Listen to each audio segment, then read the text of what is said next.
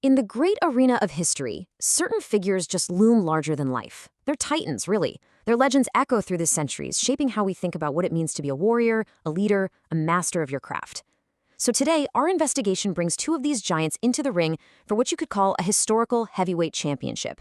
In one corner, the sword saint of Japan, the undefeated duelist, Miyamoto Musashi, and in the other, the paragon of chivalry, the crusading king of England, Richard the Lionheart.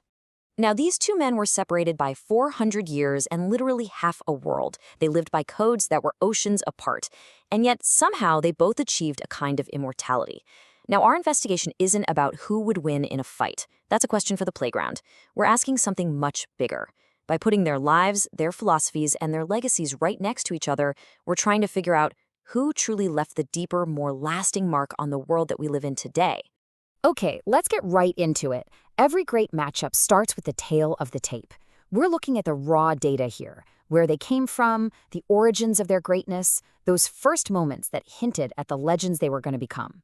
This is the foundation for understanding the men behind the myths.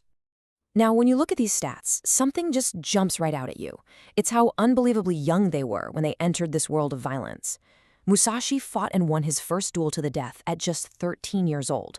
I mean, think about that. At an age when most of us are just trying to figure out the world, he was already mastering the art of ending a life. And Richard, by 16, he wasn't just in a fight. He was commanding an entire army, putting down rebellions against his own father. These aren't just numbers. They're proof of lives that were forged in conflict right from the very beginning. To really get Musashi, you have to picture the world that made him. He was born Shinmen Takezo, a name he'd later leave behind. The Japan he grew up in was a nation in violent, chaotic change, just coming out of the bloody Sengoku period, the age of warring states. It was a ruthless place where strength was the only real law, and your survival depended entirely on your own skill.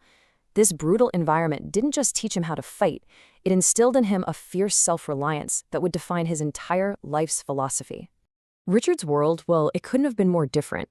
He was born right into the heart of European power, the Plantagenet dynasty. As the third son, he wasn't really expected to become king, but you better believe he was raised for power. His education was a masterclass in how to rule in the Middle Ages, military strategy, politics, poetry, and all the complex rules of courtly life. He wasn't just trained to be a warrior, he was meticulously crafted to be a ruler, a commander, and a living symbol of Christian authority. All right, so we know where they came from. Now our investigation moves into round two. We're going beyond the battlefield to ask, what did these men actually believe? A warrior's true strength isn't just in his weapon, it's in his philosophy, the code that guides his every move. This is where we look at their spiritual resumes, the very operating systems of their souls. This quote from Musashi, it really tells you everything. It is simple, it's direct, and it is brutally pragmatic. There's no appeal to a higher power, no fancy talk about honor. For Musashi, the path to enlightenment, to true understanding, wasn't found in praying or reading scripture. It was found in the relentless, day-in, day-out grind of practice. The way, his way of strategy, was a deeply personal journey of mastering yourself. And this is where you see the huge divide between them. Musashi's way was a solo mission. His loyalty was to his craft, to the principle of victory itself. The end game for him was to reach a state he called the void, a perfect, intuitive grasp of reality. Richard's code of chivalry was the polar opposite. It was an external system, a set of institutional rules about piety, honor, and duty. His loyalty was sworn to his lord, to the church, and to his role as a Christian king. One man looked inward for truth, the other looked outward, to a divine and social order. In his final years, Musashi went and holed himself up in a cave and poured a lifetime of violent experience into this masterpiece, Go-Rin no Sho, or the Book of Five Rings. He breaks his whole philosophy down into 5 universal elements: earth for the basics, water for flexibility, fire for the heat of battle, wind for understanding your enemy's style, and finally the void for the understanding that exists beyond thought itself. It's a guide to strategies so profound, it's not even really about sword fighting anymore. Just let that sink in for a second. To hit the enemy naturally. For Musashi, the highest level of mastery wasn't about learning more complex techniques. It was about becoming so in tune with the rhythm of the universe that your actions become a pure, effortless part of it. That's the heart of his philosophy, a state where the self just disappears and all that's left is the way. Richard, on the other hand, didn't write a book about his philosophy. He was his philosophy, and he lived it out loud. He was the living, breathing embodiment of that chivalric ideal.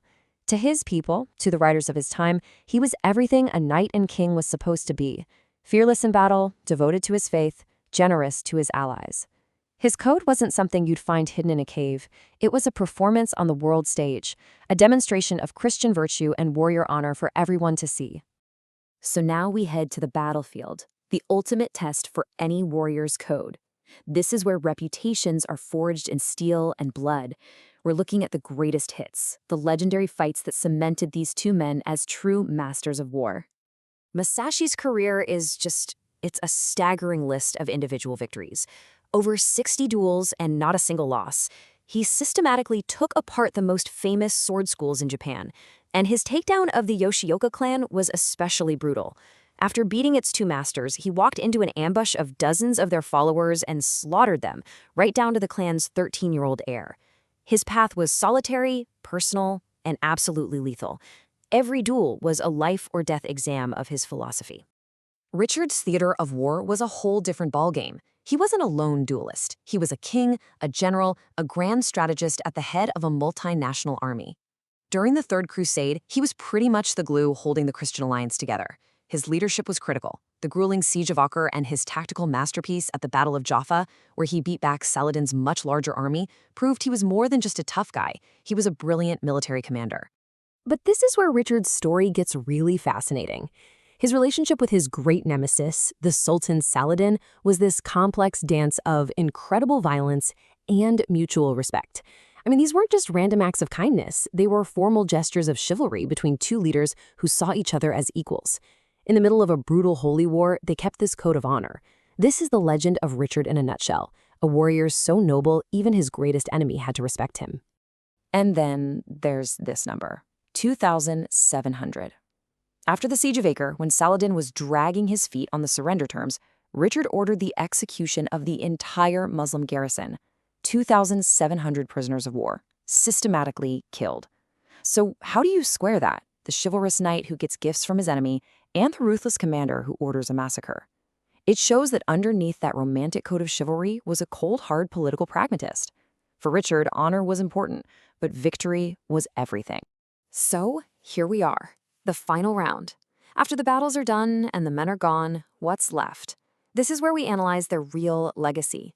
Not just how they were remembered, but how their ideas are still shaping our world today, centuries down the line. And their legacies couldn't be more different.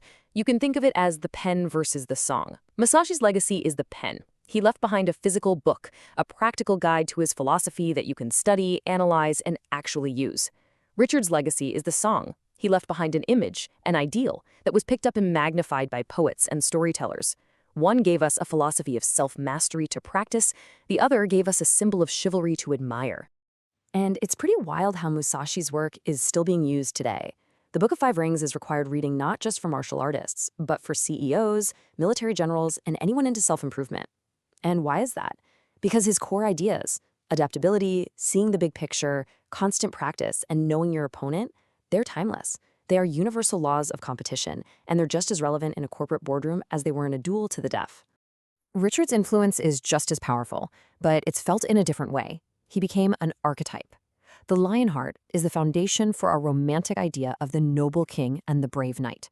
He's the good king who's away on crusades in all the Robin Hood stories, the heroic figure that all other medieval heroes get compared to.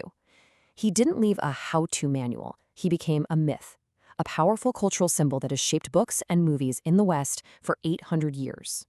Which brings us back to our big question. Who left the deeper mark? Well, our investigation concludes that was never the right question to begin with. This was never a contest to be won. It's a balance to be understood. Musashi represents the power of the individual path, the tough, inward journey to master yourself. Richard represents the power of a shared ideal, that external code that can bind a society together and give it a heroic image of itself. A healthy person, and maybe even a healthy civilization, needs a bit of both, the discipline to master the self and an ideal to strive for that's bigger than the self. And that leaves us with one final provocative thought, a big what if. Musashi died peacefully, but only after he went to that cave and wrote his life's work. Richard died from a crossbow bolt fired by a kid during a minor squabble. Both are dramatic, memorable endings, right? They make for a great story. But what if they hadn't? What if Musashi had just faded away as an old fencing teacher? What if Richard died of old age, stuck in boring English politics? If their stories didn't have that final, legendary punctuation mark, would we even be talking about them today? It makes you wonder, how much of a legend is the life you lived, and how much is just having a really good ending to the story?